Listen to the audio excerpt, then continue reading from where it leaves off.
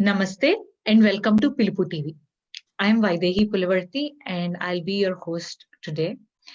PILUPUTV is a media platform for showcasing NRI talent and addressing their issues. So if you have talent and need a stage, and if you have an issue and want to address it on a bigger scale, please write to us at piluputvshow@gmail.com.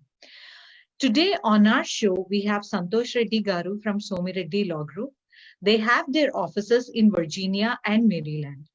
He practices law of immigration and is here with us today to talk about October Visa Bulletin 2020. He will be answering your questions on green card processing and filing. So without further ado, let's dive into the topic. Hi, Santosh Reddy Garu. How are you? Doing good. Thank you. Yourself? Thank you.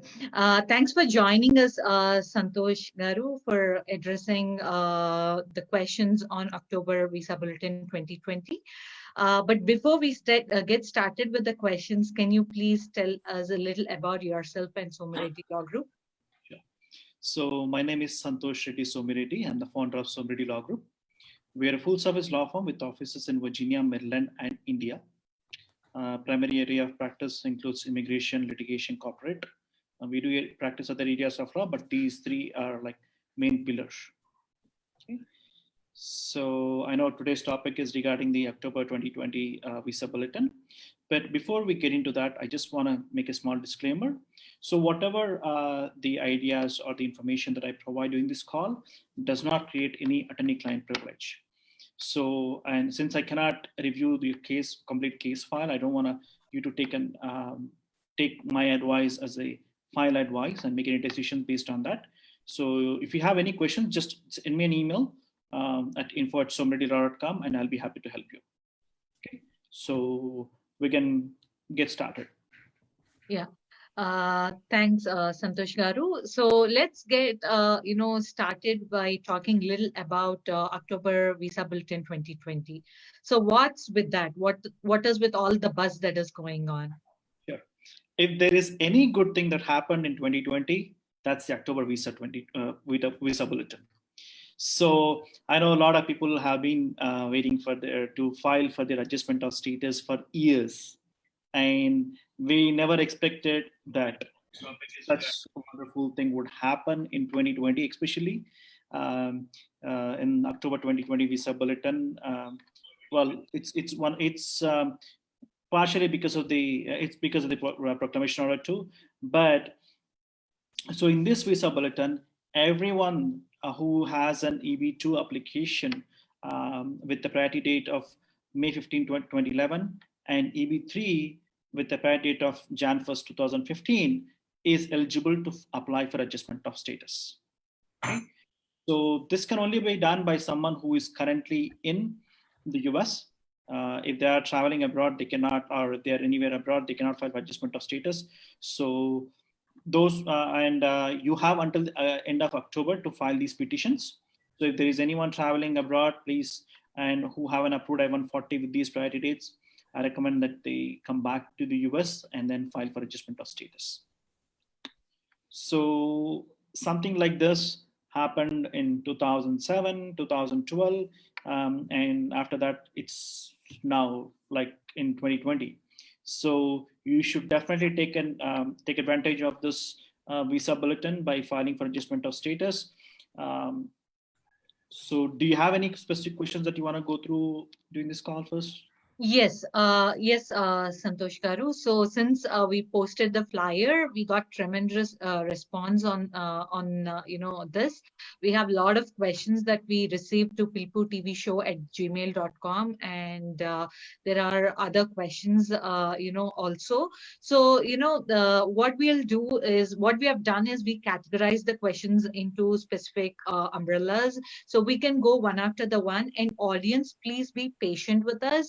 We are going to address all of your questions. So, let's get started with the questions. Santosh Garu, are you okay with it? Yeah, perfectly fine. Okay, good. So, first, I will start with the basic, straightforward process where for whom the people fall under the filing dates and are still with the same employer. Can you please tell us what's the process of application and the documents needed for that? Sure. First thing, I think we'll go in step. First thing is the priority date. So the priority date is the date when they actually filed for the PERM application. Once the I-140 is approved, their priority date is set. The priority date, if you look at the I-140 approval notice, you can actually see the priority date and the visa category that is approved under. Okay, whether it's EB2 or EB3. Okay, so if somebody has an approved I-140 under the EB3 category and has a priority date anything before Jan 1st of 2015, or if they have an EB2 I-140 with a priority date before 15th May of 2011, are eligible to apply for adjustment of status. Okay, so in order to apply for adjustment of status, okay, the applicant would be filing I-485 application, which is the adjustment of status application.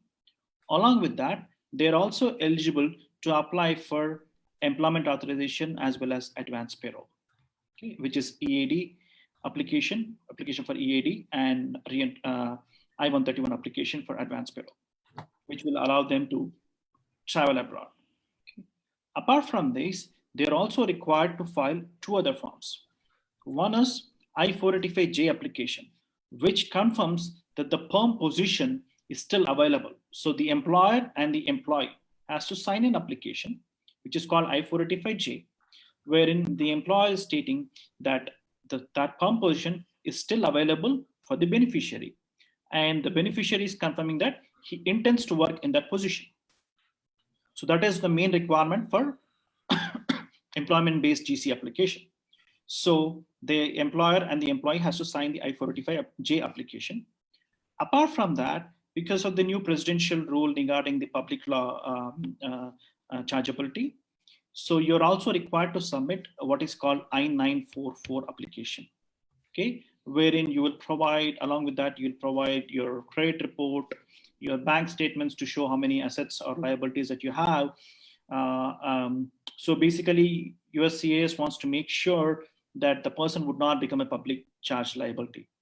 And typically, most like 99% of the times, anyone who is on H-1B would not be subject to this one. They may not have taken any public benefits or whatever, so they should be fine. Okay, and I know I've been receiving a lot of emails and questions regarding the stimulus check that people received. Okay, the stimulus check is not a public benefit. Okay, so that need not be included in this application. Okay. Okay. Apart from that, you will also submit your birth certificate to show your country of birth. Okay, so typically, if a birth certificate is not available, then there are other options. Okay, one is to get a non-availability certificate and then affidavit from your parents. If the parents have deceased, then you'll get the affidavits from your uncle or aunt who had first-hand experience, knowledge about your birth details. Okay, you'll also use your SSC certificate or matriculation certificate to further confirm your date of birth and place of birth. Okay. Okay. So apart from these, the other documentation that you might need are the medicals. So when it comes to the medicals, those are not mandatory to be submitted right now. Okay. So since the medicals are valid for only 2 years, and you never know whether your file action date will become current within this 2 years. So you might anyways receive an RFE regarding the medicals when your financial date becomes current if it's past 2 years. But the other issue is that you can only submit your medicals when at the time of filing the petition or if there is an RFE. Okay. Okay.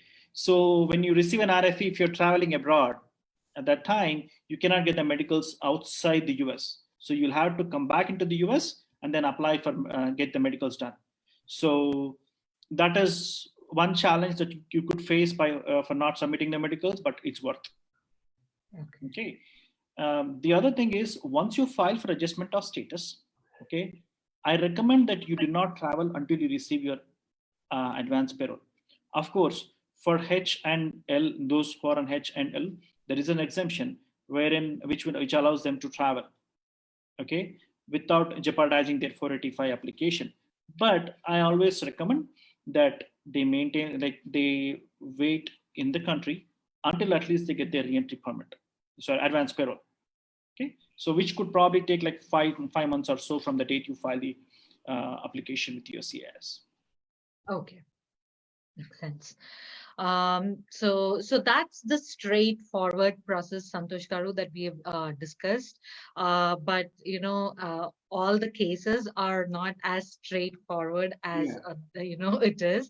So let's get to the next level of complication, where the filing dates still fall under the specific dates, like EB3 2015 and as such. But if the employee had moved, he had taken a different job, means is with a different employer, so what happens in that case? Good. So in this case, you're speaking about an EB3 employee, person who had an EB3 I-140 approved, and then he's currently working for some other employer, right? So in this case, if his old employer is willing to support him, okay, he can go ahead and file for adjustment of status. But the catch is, typically both the employer and the employee should have the intent to, like for example, the employer has to have the intent to hire the beneficiary, and the beneficiary should have the intent to work in that position at the time of filing the PERM application, at the time of filing the I-140, at the time of filing the 485. Okay. So if the beneficiary is already working for that employer when filing all these three stages, okay, then it's clearly evident that the person intends to work in the GC position. Okay, so 180 days after that, the person can move on by using AC21. So if you're working for the same employer, the time of filing the PERM, I-140, 485, and then past 180 days after filing 485, then you can move on using the AC21. You can move to a different employer. Okay. So in this case, you mentioned that the person is working for a different employer, right? So I recommend that the person go back to his old employer and then file for I-485. Because in the I-485J application, it clearly asks whether the person is actually working for that employer at the time of filing the application or not. Okay, so in case if there's a visa interview, and then if the officer realizes that the beneficiary had never worked for that employer, or was working for some other employer in a different position, especially if he's making more money in that position, right? Then the visa officer can say that, hey, I sincerely doubt whether you have the intention to work in this position. For example, if the PERM position had a salary of 60K, right, with his old employer, and now with this new employer, you are already getting 90K. Okay, how do you prove that you have the intention to work in that position, the 60K position, once you get your green card? It'll be tough. Right. So logically speaking, it'll be tough to explain to the officer that you actually had the intention to work for that employer in that position at the time of filing the 485 application. Okay. Again, the other challenge could be if the old employer has withdrawn the I-140. If the old employer has withdrawn the I-140, then you cannot file for adjustment of status directly. You will have to refile the I-140 and then file for adjustment of status. So that's another challenge. Okay. So can those both be filed now at once? Like if the old employer is willing to rehire, can we? Okay, so we can file both. So the way it works is, as long as the initial I-140, the PERM certificate is valid for only 180 days. Okay, as long as the initial I-140 was filed within that 180-day period. Okay, after that, whether the I-140 gets denied or revoked or withdrawn, except for fraud, right? The employer can refile the I-140 at any point of time. So even if the PERM was for like 5-6 years back, the employer can file, even if the I-140 was withdrawn or revoked 5 years back, the employer can still use that old PERM application and file a new I-140 now. So they will be filing I-140 and adjustment of status concurrently at one time. At one time. Santosh Garu, as we talk about this, the crucial element that we have here is the days. So, this is an October bulletin, and there will be another bulletin for November, and we do not know if the dates will hold still even in November bulletin. They might go back. So how confident can employees be when you say that the whole process of rehiring, getting rehired by your old employer and then applying for I-140 and such, how long will the entire process take? So, it will take longer than what we anticipate it to be. So will the date still hold tight? What is your take on that? Sure. So here in this case, it's not the visa bulletin. So right now, so there are two things, right? The file action dates and the dates of filing. Okay. So Department of State, there are two agencies involved here, Department of State as well as USCIS. Department of State is the agency that issues the visa bulletin. Okay. The Department of State will say that, hey, file action dates are these, dates of filing are these. Okay. Then it's USCIS who chooses which one to use in order to accept the adjustment of status applications. Okay. For the last 2 years, every time USCIS was only using file action dates for employment-based category. But in this bulletin, they use the dates of filing, which is a good thing. We don't know whether they will use dates of filing in the next visa bulletin or not. So just because the visa bulletin still has favorable dates does not mean that you'll be automatically eligible to file for adjustment of status. We had to wait for a notification from USCIS confirming whether they're going to accept the dates of filing or the final action dates. Okay. Okay. So in this case, for the question that you asked, right, I would recommend that the employee file a H-1B transfer, go back to the old employer, and then file for adjustment of status. Okay. Okay. Got you. So this is so we are talking about that case where he falls under the filing dates and is with a different employer now and wants to go back to the old employer. But what if the old employer is not willing to hire back, or let's say he's not willing to give a supplement J? What happens in that case? So if you file an application without supplement J, the application will be rejected or denied. Okay. So supplement J is a must. Okay. What the person can do is file a new PERM application with his new employer. Okay. And they'll be able to port the priority date from the old I-140 approval notice. Okay. They'll be able to port the old I-140, the priority date from the old I-140, and then file this new I-140 using the request for the old priority date. Okay. Got you. So with that being said, Santosh Garu, we have a question from Srinivas from Albany. So he says, I have a question about my son's education. My son will be aged out will be aged out by November 17, 2020. We are filing I-485 EAD AP based on the filing date for him too. I already filed H4 to F1 and H4 to B2. Due to long processing times, we may not get either of these by November 17, 2020. My son is doing his master's first semester now. If he does not get F1 by November 17, 2020, he can't continue his studies. Now the question is, can he continue his studies based on I-485 receipt? Good. So there are two things here. Okay.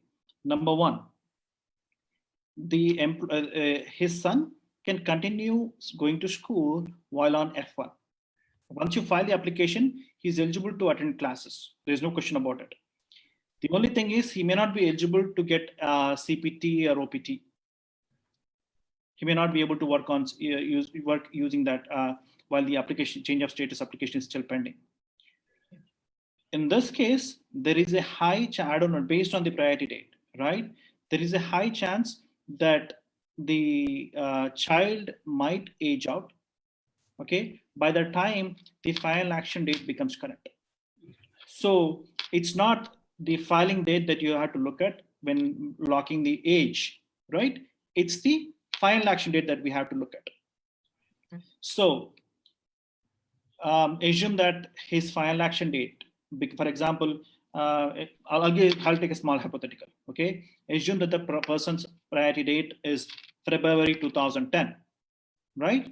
And February 2010 priority date, the final action date for February 2010 comes after 6 months.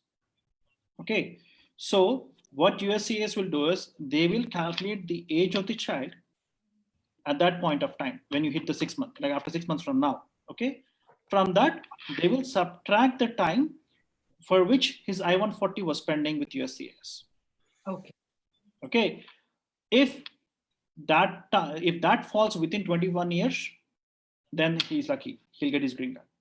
But if that is more than 21 years, then the adjustment of status application will be denied.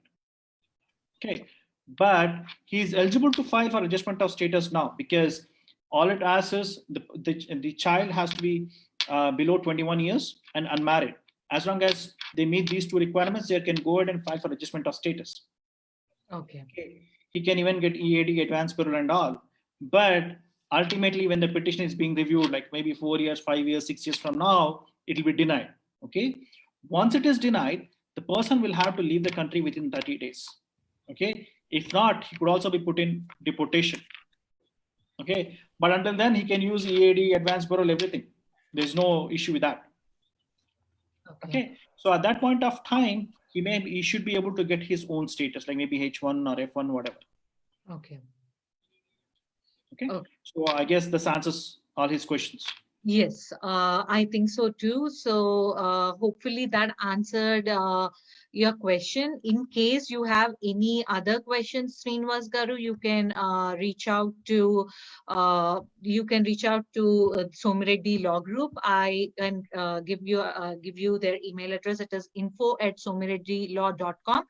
You can reach out to them if you have any further questions on this topic. Let's move on to the next question from audience.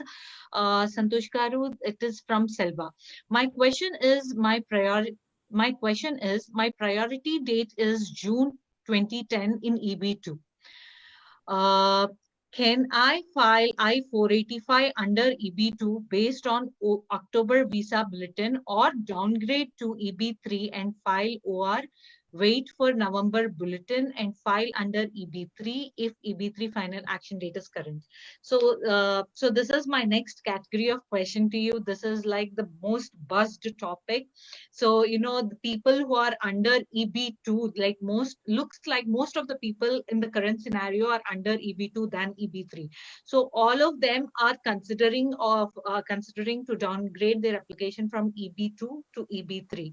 And can this toggle be done? Like, can we have these two applications in parallel, or can we be switching between the both applications? Can you please elaborate on that, Santosh? Sure. So in the example that you just for the person, right? You mentioned that his priority date is in 2010. Is that correct? That's right, June 2010. Okay. If it's June 2010, then he qualifies. He's eligible to file for adjustment of status both under EB2 and EB3. EB2, right? So for him, it's not an issue. Okay. But if there is any person whose priority date is in 2012, right, under EB2 category, then the only option would be to downgrade to EB3 and then file the adjustment of status, or wait until their priority date becomes current, which we don't know when it will happen. Okay. So in order to downgrade, what has to happen is, if the person is already working for that same employer, it will be much easier. Okay. Because now it's like filing a fresh I-140 application. Okay. So you'll be filing a fresh I-140 application. You will use the old perm that was already certified. Okay. And then now the employer has to show the ability to pay from the date that perm was filed until today, until the date we file the I-140 application. Okay. Okay. So in order to show ability to pay, the employer has to pay the offered wage. Okay. For example, if the GC, if in the perm application, if the offered wage is 100K for the position, then if the employee is actually getting paid more than 100K, then there is no issue. Yes. Okay. If the employee is getting paid anything less than 100K, then we will have to use the employer's net assets or net profit to augment the difference, to show that, hey, the employer had this much of assets or profit he could have paid. Okay. But here there is another challenge. If the employer has any other I-140s that are any other people who have their I-140 support through the employer and are not getting paid their salary, then this their salary difference will also be taken from the employer's net assets or net profit.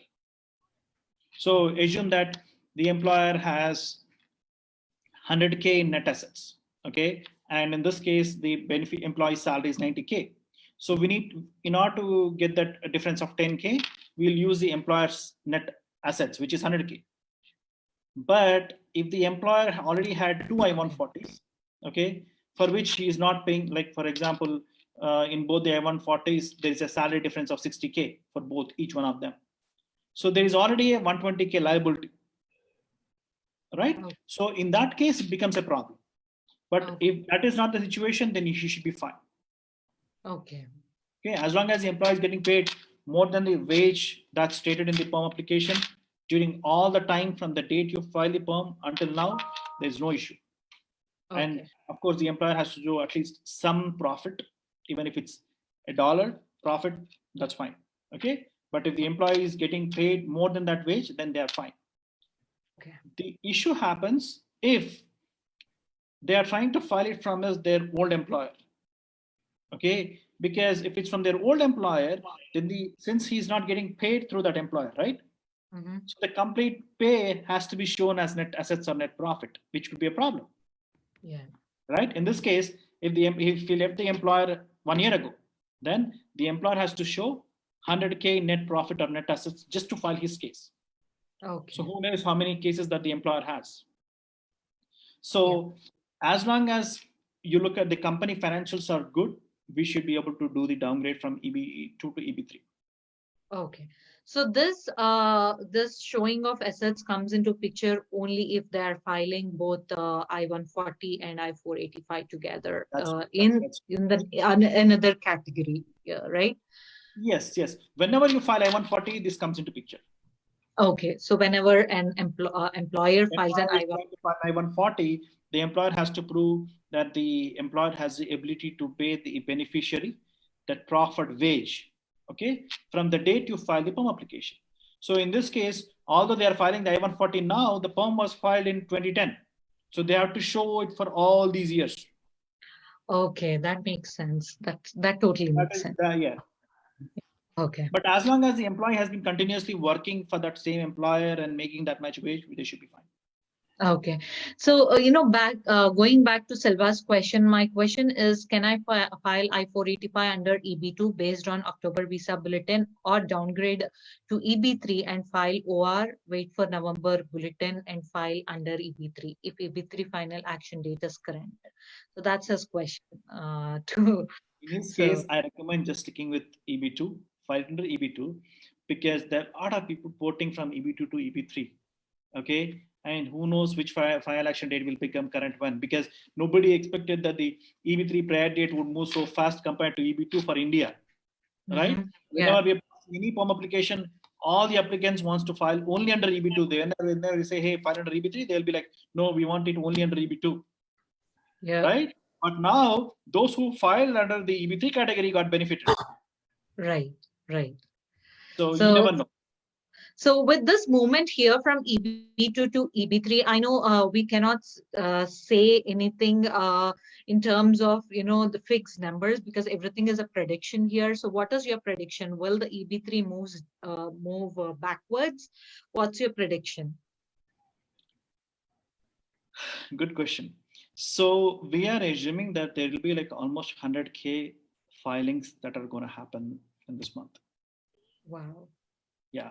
And again, it depends upon the November visa bulletin also, because if in November also, if USCIS says that, okay, the prior date will be current for filing adjustment of status, then a lot of people will file some of the applications in November.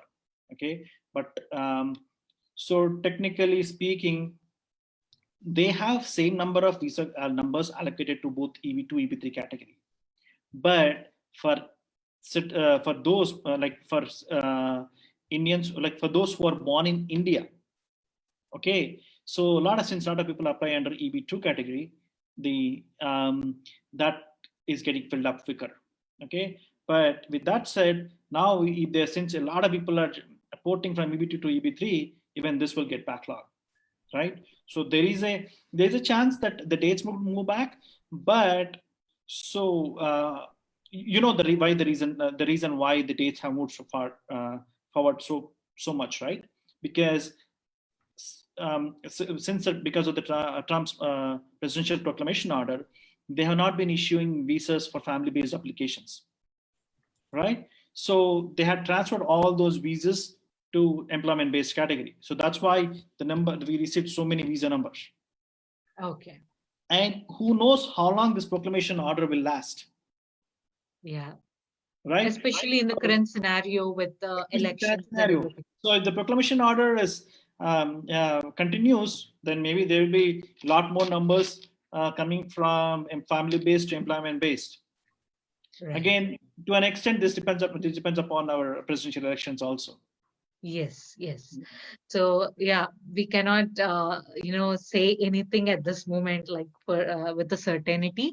But anyway, let's continue taking next question. So it is from Kaushal Patel. I have PD under EB2 is September 30th, 2013, and I-140 was approved back in May 2015. I have been with the same employer since Jan 2013. Please let me know the pros and cons if I plan to port from EB2 to EB3.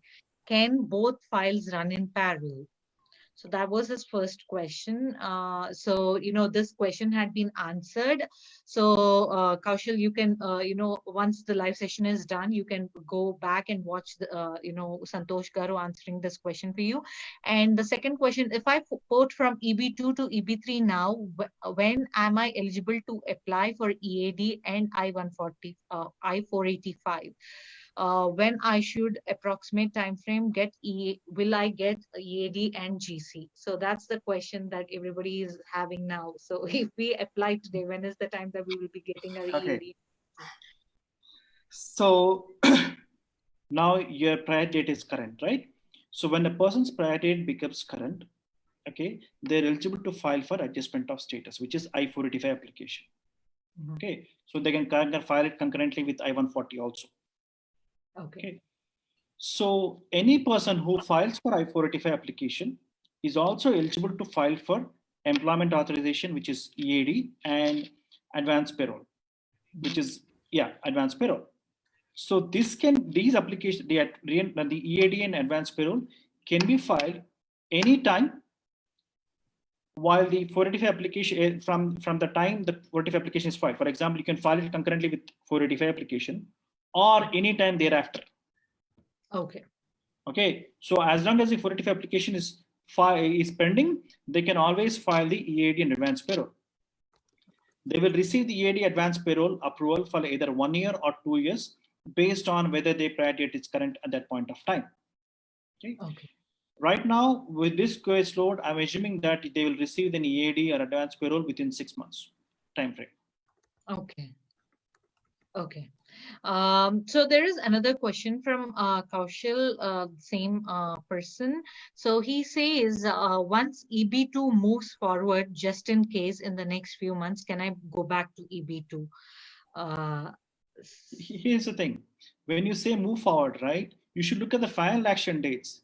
It does not matter whether if your EB2 date moves forward now. If assuming that, okay, so assuming that you just filed your application by porting from EB2 to EB3, right? And after 5 months or 10 months from now, your EB2 date becomes current. Okay, there is no use of filing another application at the point of time because you never know which of these dates will become current for the final action dates.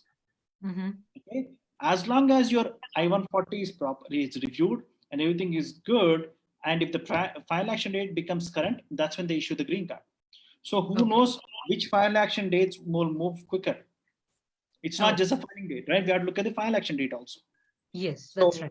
Once you file application, just stay calm. And if at some point of time, maybe 4 or 5 years from now, if you see that the file action date is becoming current, then we can look at this option. Okay, perfect. So there are a lot more questions coming from Facebook Live as well, Santosh Garu. But before we go there, I have one last question that I have here. This question is from Ramesh Mandapati. My employer filed my green card in EB3 category in 2010 and ported to EB2 in 2012. I'm with the same employer. The question here is EB3 still valid, or do I have to file I-140 again if I file in EB3? This question is from Ramesh Mandapati. My employer filed my green card in EB3 category in 2010 and ported to EB2 in 2012. I'm with the same employer. The question here is EB3 still valid, or do I have to file I-140 again if I file in EB3? This question is from Ramesh Mandapati. There is some disturbance here. Yes. It looks like there is a little disturbance here. The question here is EB3 still valid, or do I have to file I-140? PILUPUTV, can you mute yourself? This question is from Ramesh Mandapati. Yes. Okay. So that has been muted, Santosh Garu. You can go ahead and answer. I'm sorry, could you repeat your question once again? I'll repeat it for you one more time. So my employer filed. I understood now. I recollected that question. Okay. Okay. So I am assuming that it was not ported. Maybe the employer might have refiled another form under EB2 category. Okay. Okay. So there is a difference between porting and then filing a new I-140 under EB2 category. As long as the employer did not withdraw that EB3 I-140, they can still use it. Okay. I understood now. I recollected that question. Okay. Looks like there is a little technical issue here. So please bear with us while we get this sorted. But in the meantime, I'll get your other questions answered by Santosh Garu. So to continue with the question that Ramesh Garu had, he says, which category do you suggest if I'm eligible in both EB2 and EB3? So Ramesh Garu, this question is already answered. So, it's not about the category, it's about the final action dates. You can go back and review the video once the live session is done. So there is this question in Facebook Live from Jyoti S. Jyotis, sorry. So her question is, hi, I am on H4 and our priority date is December 2010. I have different place of birth in passport and in birth certificate. Both are in the same district in Kerala. Would this be a problem? Will an affidavit is fine stating both places are under the same district? So that's her question. That should be fine. Okay. Okay. So let her just go ahead and submit the birth certificate as is right now. In case if there's an RFE, then the attorney should be able to handle it. This is not a major issue. The reason why we are submitting the birth certificate is to show the country of chargeability. Right? Okay. To show that the person was actually born in that country on that date. Okay. Okay. So it so happens because the names also change. For example, in some certificates, it might say the person was born in Hyderabad, Telangana, or Hyderabad, Andhra Pradesh, or they can say within Hyderabad there's Begumpet, right? They can also, or that is perfectly fine. Some certificates may say the village name, some certificates may say the mandal name or district name. That's fine. As long as we can prove that they are all referring to the same place, we should be fine. Okay. So the another buzzed question here, Santosh Garu, is about getting this one, getting the approval process done in the fast track. So can that be done, in this case, like porting between EB3 to EB2 to EB3, can that be fast tracked? Well, are you referring to filing under premium processing? Yes, the premium process. Processing. Okay. So there is one issue here. There are a couple of issues actually. Number one, in order to file an application I-140 under premium processing, the you need the original certified perm, the blue copy. Okay. Unless you're filing it with the same service center that where you are previously filed the I-140. Okay. Okay. So in this case, if you're trying to file concurrently, I would not recommend going for premium right now. Just file it under regular processing.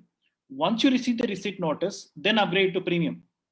Okay, because you don't want the officer to reject the application saying that, hey, this one does not qualify for premium, and then whether it has to go for a different service center or whatever, right? Okay. You don't want to take those chances. Okay. File it under regular. Once you get the receipt notice, then you can apply for premium. Okay, that makes sense. That's the best option, the best route to go with. Okay, that totally makes sense. So I'm taking another question from our Facebook Live. This is from Ramesh Verma. My priority date is October 2nd, 2010. My employer initially filed in EB3 and ported to EB2. I'm with the same employer, and my question is, am I eligible to file in EB3? As long as your EB2 I-140 is not withdrawn, he's fine. Okay. I think we answered this question. Yeah, we did answer the question. So Ramesh, you might want to go back and watch this video. Santosh Garu answered it, this question. So so the pros and cons of downgrading from EB2 to EB3 is the next question. We did, he kind of did indirectly answer this question, but do you want to add any more points to it, Santosh Garu? So there are a few issues here. Okay, number one, I'll go through the cons first. Okay, then we'll go into the pros. Is we know that we can file the adjustment of status now, which is a pro, right? That's the only pro, is that you are able to file for your adjustment of status quickly. The cons, number one, assume that the previous I-140 was approved even though there was some mistake in the POM application. Okay, now when you file this one, then you're giving an USCIS another opportunity to look at the application and then probably deny it. This happens very rarely. Second thing is, the porting application could be denied if the employer is not able to prove the ability to pay, as we discussed in the beginning of the call. Yep. Okay, these are the two major cons of porting from EB2 to EB3. Okay. Other than that, there should not be any major issue. The reason being, you're using the same PUM application, the requirements are the same, but you're just asking USCIS to consider your application under a different streamline, whether EB2 or EB3. So so basically those are the two main cons of downgrading from EB2 to EB3. Okay. Okay, so let's go ahead and take another question from Facebook Live. We have Srikala Naidu's question here. We have date of birth certificate with both first name and last name, but passport and visa do not have the last name. So we have FNU along with my first name and used as we have FNU along with my first name used as last name. So do we need an affidavit from partners and relatives explaining the difference in names? If so, there are any standard language or template for the text of the affidavit? So, is it clear? I am always against using any affidavits, because if there is a technical issue in the affidavit, it could lead to other bigger problems. Okay, in her case, there's a simple solution. Okay, all they need to do is, when filling out the forms, they will use the name in the passport as their legal name. Okay, and there will be a section where they can mention the other names used. So in one of the section, they will use the name that was used at the time of the birth in the birth certificate. Another section where they can use, you'll have 3 or 4 options. You could give 3 or 4 variations of your name. So one, for example, in my case, right? So assume that when I was born, the birth certificate just said S. Santosh, right? So my legal name is Somireddy Santosh. That was used Okay. So in other names used, I would write S Santosh, or Santosh in middle name, I can write Reddy and then Somireddy. So I'll use all the variations that I've been using all my life, right? Okay. Because the degree certificates could have a slightly different name, or maybe some of the certificate might have misspelled the name. So I'll use all those variations to show that all those variations are representing the same individual. Mm-hmm. Okay, so Yeah. as long as it's clearly documented, they don't need any affidavits whatsoever. Okay. Okay. I highly recommend that they should not use the affidavits for these kind of things. Okay, so that's to answer your question, Shrikala Naidu Garu. So, in case you have any other questions, please reach out to Santosh Garu's law firm, Somireddy Law Group. So there is this another question from RAGK. So I have PD under EB2 on September 30th, 2013, and I-40 approved back in May 2015. I have been with the same employer since Jan 2013. Please let me know the pros and cons. So I think we did answer this question. Um, so can those both run in parallel? If I port from EB2 to EB3, am I eligible to apply for EAD and 485? When should I get, when would I get EAD and green card? I think we So answered the same question. yeah, we did answer the question. So I'm going back to the questions that we have received through email. So there is this question. So from Ravi, my current I-140 is with my old employer who's willing to support for my AOS application. When should I join my old employer? Can I wait until I get my EAD before joining, or should I transfer my H1B now and join them now? I recommend transferring the H1B, joining them now, because when you're filing the I-485 application, you'll have to submit the I-485J also, okay, along with that application. And in that application, you will say whether you're actually working for that employer or not at that point of time. Of course, it also if you say yes, it asks the date you join. Okay, so as long as he is able to prove to the visa officer in case of a visa, like for example, if there is a GC visa interview, he should be able to convince the officer stating that he actually had the intent to work for that employer once they get the green card, or he has the intent. Okay. So typically, if you because now when the officer is actually looking at the forms, he can clearly see that the person was not employed at the time of 485. Right? Yeah. So instead, what I would say is at least go back to your old employer now, file for I-485, I-485J and everything, and then 6 months after that, it's your call. Depending upon the dates then, right? Yeah. Yeah. Okay. So there is this another question. So my parents' name is misspelled in my birth certificate. Will that be a problem? No.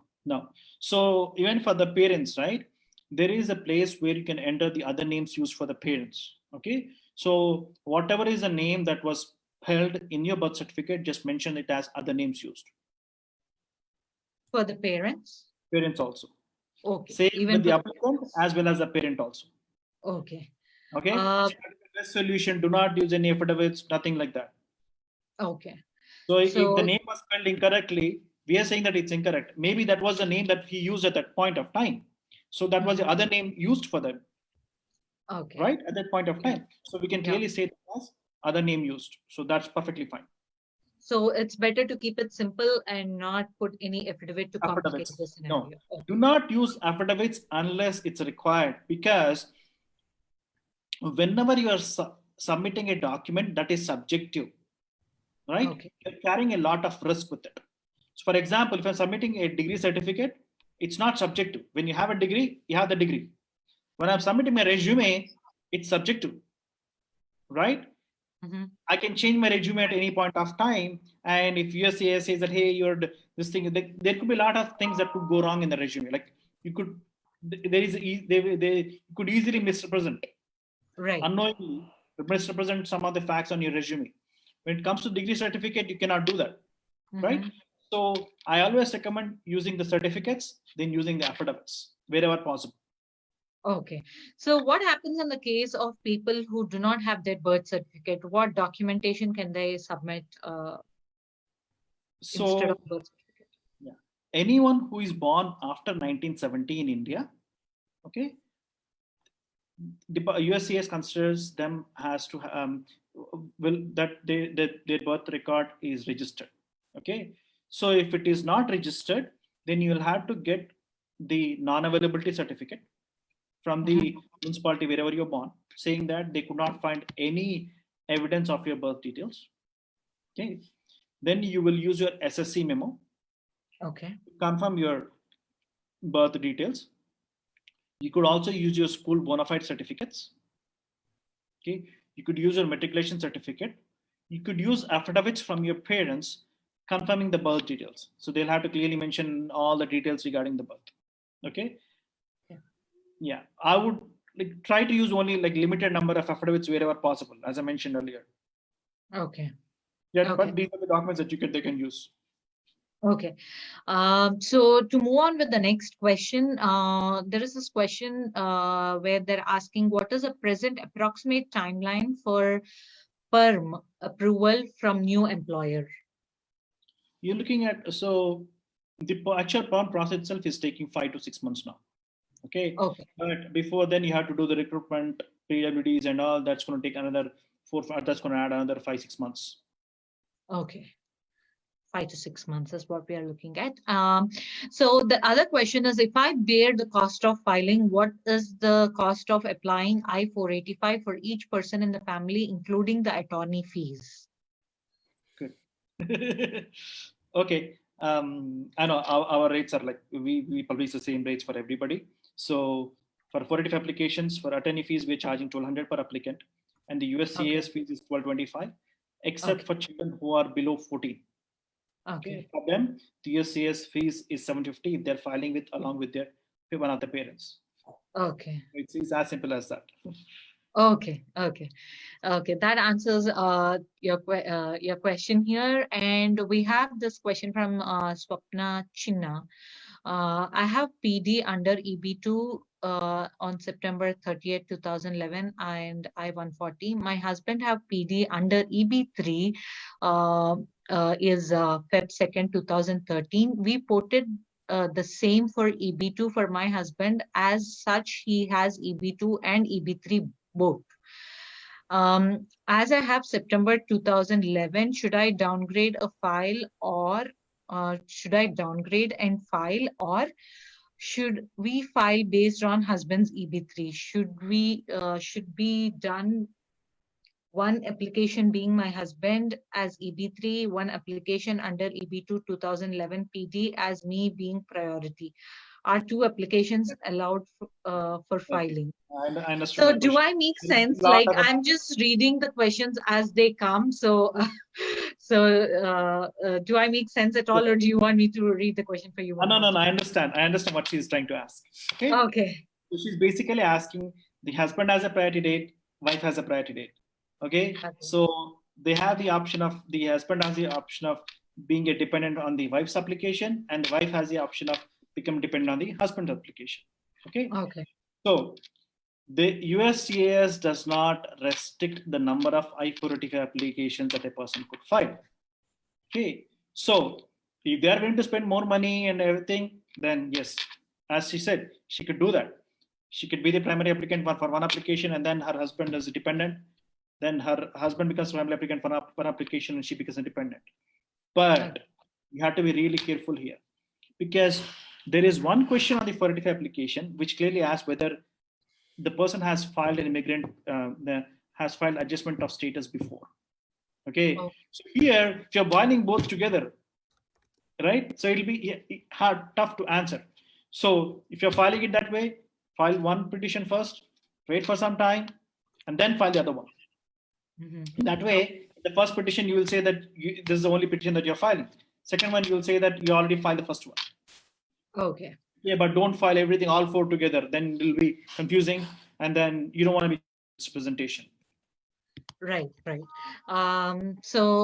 Hopefully that answered your question.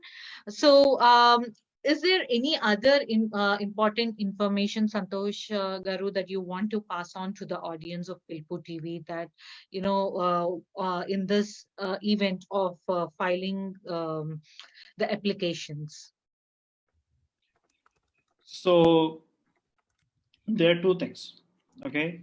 A lot of people have been asking me, hey, the priorities have moved so far. Do you think it's going to continue moving? Should we just wait for some more time and all? I say, do not wait. Got this opportunity, use it. Okay. Because we get these such opportunities like once in a while, like 2012, 2007, like once in a while, we get these kind of opportunities. So do not miss this opportunity as much as possible. At the same time, the other thing is, as I mentioned about the affidavits, please try to avoid using affidavits wherever possible. Okay, Mm-hmm. you should only submit an affidavit if it's absolutely necessary. Okay. Okay, and then regarding the assets on the 944 form, try to mention only those assets that you could clearly document the value. For example, somebody says that, hey, I have a house in India that's worth 100 crores or like 20 crores, right? But you cannot document it. So please try to avoid using such exaggerated numbers or information, because all they are looking for is they just want to make sure that you don't become a public burden. Okay, so with your salary and whatever assets that you have in the US, that should be more than enough. Okay. Okay. Before we close the session today, there is this one last question. I know this goes on and on and on, but then we'll just take this one last question from Manisha Gupta, or just two more. So, audience, if you have question, please post it now. So we'll just take two more. One is from Manisha Gupta. So Manisha Gupta says, our PD EB2 is May 2012. If we apply for EB2 to EB3 downgrade now in regular processing with the same employer, along with I-485, since approval of EB3 I-140 may take up to 6 months, by the time if EB3 dates move back before my EB3 I-140 is approved, will I still get my EAD or not? Yes. Your EAD is completely based on the 485 application. It's not based on the I-140 application. So as long as your I-140 gets approved after 6 months or whatever, your 485 application is still valid, right? Okay. So since your 485 application is valid, your EAD will be processed. Okay. So your prior date need not be current at that point of time again. So your prior date has to be current at the time of filing the adjustment of status only. Okay. Okay. There is this question from the name is not clear here. So they are asking, like, if my date is current, do I get to take the medicals now? So do I have to? Do they have to get their medicals done now? So I actually answered this question before. So there is as I mentioned, right? The medicals are valid only for 2 years. Okay. If his final action date does not become current in those 2 years, then he'll have to anyways redo the medicals. Okay. With that said, if his prior date, like if his final action date becomes current within these 2 years, his application will not get approved unless he submits medical again. Okay. So he may miss a chance, but again, it's a choice that he has to make. Whether if he's willing to spend more money, then maybe he should just do the medicals now. Okay. Okay. So that makes sense. So there is this question which is like slightly different from the other question. So it would be nice if we answer this. This is from Ranga, and he had sent this question through email. Does simple DUI, non-criminal case, no minor, no accident, no injury involved, happened around 1.5 years back, all court directions and formalities completed, does this incident impact my EB2 to EB3 downgrade with the I-485 application? So that's the question that he has. So I'm not Ramesh, he was arrested. Okay. So you on the 485 application form, you have to clearly mention that the person has been arrested, okay, and provide the records. Okay, and he should be fine since it's not a crime involving moral turpitude or whatever. So he should be fine. Just a DUI, it should not affect his I-485 adjustment of status application. Okay. So that answers your question, Ranga. And I have a couple of questions on behalf of my friends. Santosh Garu, I promise I'll not take much of your time. Thanks for being patient with us. First, my friend moved back to India, has an active H-1B until end of 2021. His priority date is 2014. Is he eligible to apply from India, or should he be present in person to apply? If so, can he come here for a short period and apply for it?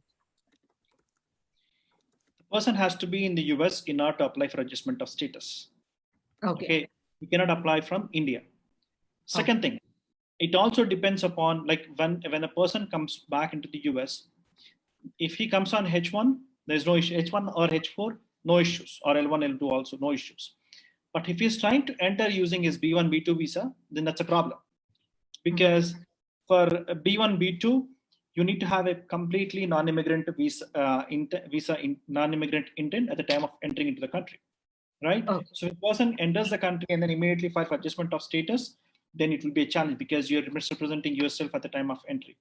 Okay, there's something called 30-day, 60-day, 90-day rule. He can read it if he's trying to enter using the B1, B2.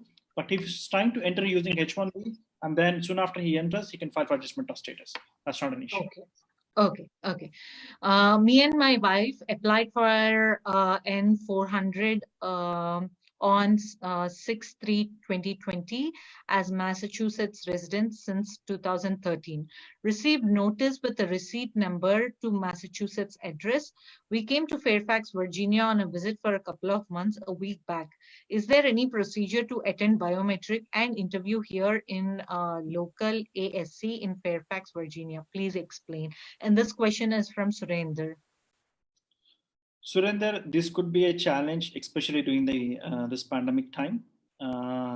Because what you could do is you could call USCA, the USCIS, and they'll be able to reschedule your appointment. Okay. And you could probably ask them, like, convince them that okay, I'm not sure if they would allow you to take the biometrics here, but this is the request that you could make with USCIS. You could try. Previously, if it's the same, like if it's the same area, right? Even if the dates were different, you could go take the biometrics. For example, if your biometrics appointment was on the 20th, even if you go on the 15th or so, they would allow you to take the biometrics. Okay. When it comes to the location, I'm not sure they will allow that, especially now. So he can call USCIS and check on that one. Okay. It's more of a thing. Okay, so I have approved. So this is the last question. So we're not taking questions anymore. This will be on, and Santosh Garu will be here for the day long. If we keep asking questions, this will be the last question that we are taking. Sujit, he says, I have approved I-140 with my old employer, but my visa got denied during extension. Now I'm working with a different employer on EAD. Can my old employer apply I-485? What other options do I have in this scenario? Okay. Your old employer can file for I-485 as long as they not withdraw your I-140. Okay. But as I mentioned earlier, right, you have to look at the date when you're going to join back to them. You could, since you're on EAD already, you could probably go back and join them and then file for your adjustment of status now. That's the best option. Okay. As long as his I-140 was not revoked or withdrawn by his employer. Hopefully, yeah. So that answers your question, Sujit. In case if we try to address as many as questions possible in this session, in this 1 hour session. So I'm sure everybody's path is not as rosy. We all have this case-based questions. So in case you have more questions, you can definitely reach out to Santosh Garu. You can email him at info@somireddy untitled.law.com. So he'll take up all the cases, and he'll revert back. So in case if we missed out on any other questions, please understand it's because of the time crunch that we have here. Thank you so much, Santosh Garu, for being this patient with us and answering all the questions. It's very rare to see an immigration employee, the immigration attorney smiling, taking, all the questions and answering with that smile on the face. Thank you for being so friendly and patient with us. And thanks for joining us. And thank you, PILUPUTV, for providing this platform in the right time. So thank you so much, Santosh Garu. Thank you, Rajni Garu. Yeah. Good luck, everyone.